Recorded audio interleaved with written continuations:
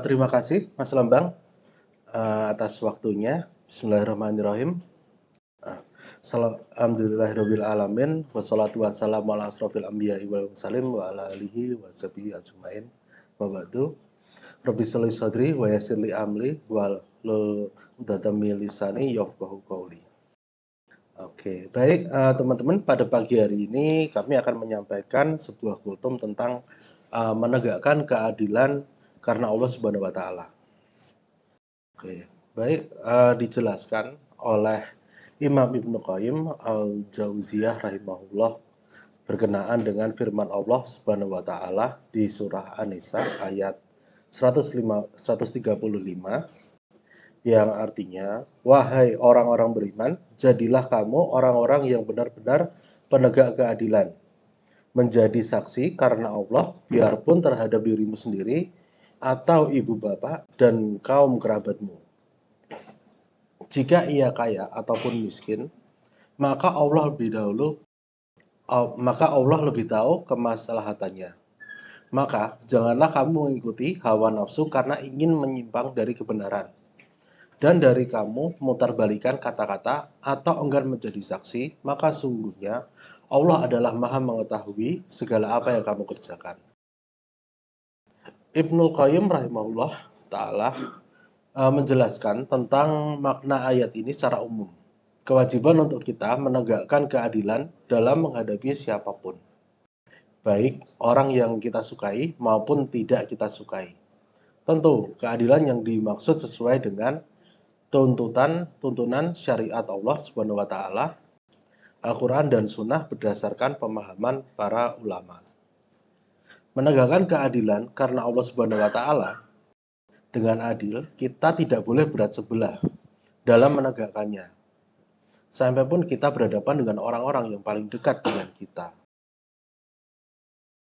Menegakkan keadilan karena Allah Subhanahu wa taala di sini diterangkan oleh Imam Ibnul Qayyim rahimahullah ta'ala, saksi adalah orang yang memberitakan suatu kejadian yang disaksikannya. Kalau ia memberitakan dengan benar, maka dia adalah saksi adil yang diterima.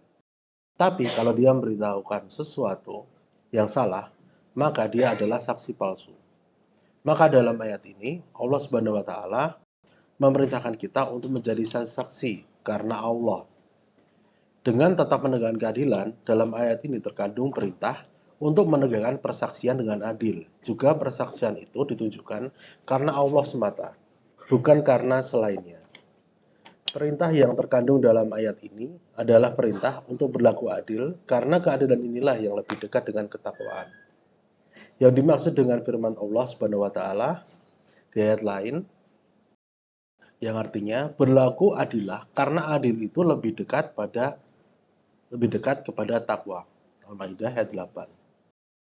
Imam Ibnu Qayyim rahimahullah ta'ala kemudian menjelaskan di ayat yang lain, menjelaskan perintah seperti ini juga dalam surat Al-Maidah ayat 8. Hai orang-orang yang beriman, hendaklah kamu jadi orang-orang yang selalu menegakkan kebenaran karena Allah, menjadi saksi yang adil.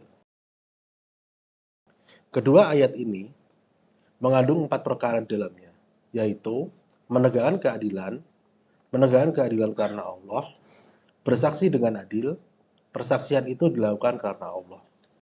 Kata Imam Ibnu Qayyim selanjutnya, ayat di dalam surat An-Nisa tadi dikhususkan untuk menegakkan keadilan, persaksian karena Allah. Sedang ayat yang terdapat pada surat Al-Maidah adalah menegakkan karena Allah dan bersaksi dengan adil. Kenapa dibedakan seperti ini? Pada keduanya dekat maknanya karena ada hikmah atau rahasia yang indah, yang sangat mengagumkan yang terdapat di kedua ayat ini dari rahasia-rahasia kandungan Al-Quran. Yang jelas di sini ada perintah untuk menegakkan keadilan.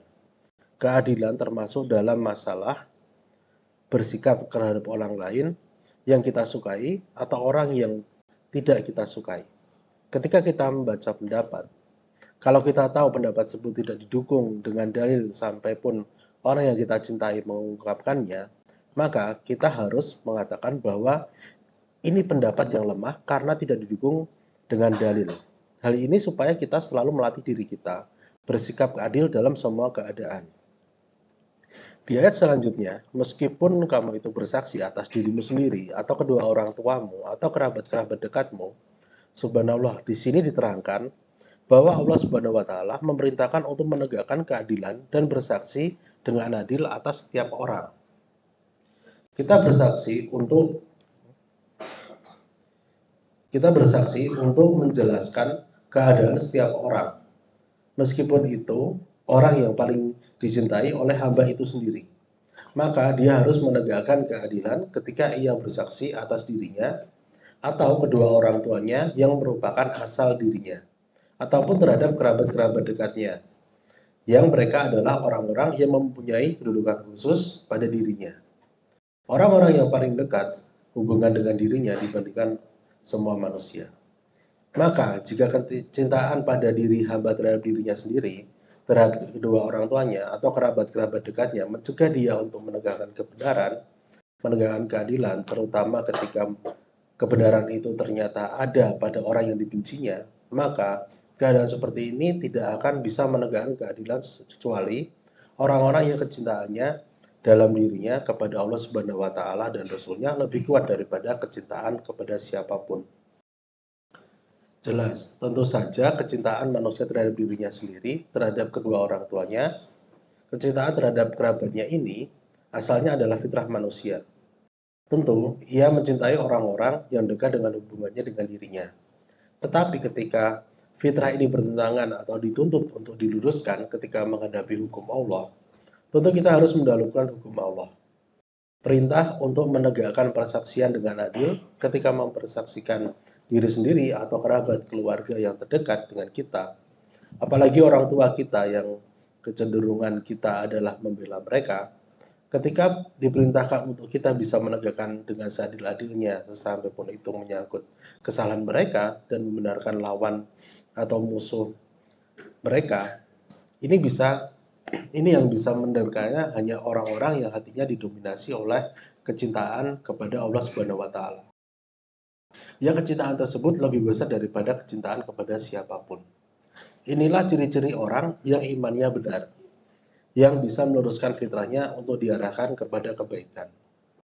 Maka ini adalah sebab bagi seseorang untuk seorang hamba itu menguji imannya. Kemudian dia bisa mengenal kedudukan iman di hatinya dan bagaimana keadaan iman itu. Apakah iman itu benar-benar dominan atau lebih kuat dibandingkan keinginan dari tabiat hawa nafsunya? Atau ternyata keadaannya sebaliknya? Sebaliknya, keadilan seorang hamba, dia bisa bersikap adil terhadap musuh-musuhnya atau orang-orang yang menyakiti dirinya. Bahwasanya tidak pantas bagi hamba kebenciannya membawa dia untuk berlaku zalim kepada orang-orang yang dimusuhinya. Sebagaimana tidak pantas kecintaannya terhadap dirinya, kecintaannya terhadap orang tuanya atau kerabat dekatnya, bahwa dia untuk menegakkan sikap adil. Dari kisah yang diceritakan sebelumnya, kita bisa melihat bahwa perlunya kita bersikap adil dengan dasar cinta kepada Allah. Keadilan itu harus kita tegakkan berdasarkan dari aturan Allah, bukan dari hawa nafsu atau cinta kita terhadap sekitar kita. Maka teman-teman bisa membayangkan bagaimana jika para penguasa di negeri ini bisa bersikap adil dan keadilannya itu berdasarkan dari Allah. Maka mari kita doakan para pimpinan kita agar selalu bersikap adil sesuai dengan perintah Allah. Terima kasih. Wassalamualaikum warahmatullahi wabarakatuh. Waalaikumsalam.